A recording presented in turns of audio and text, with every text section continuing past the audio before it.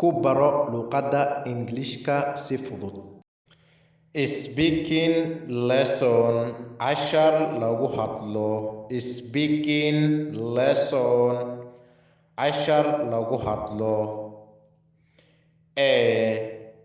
Why are you looking at me? Why are you looking at me? Maxaad ii eegaysaa? Maxaad ii eegaysaa? B. How did you see me? How did you see me? Sidee iigu aragtay? Sidee iigu aragtay? I saw you with my eyes.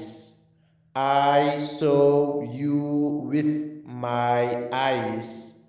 Waxaan kugu arkay indhahayga. Waxaan kugu arkay indhahayga. B. Are you mad? Are you mad? Ma waalan tahay? Ma waalan tahay?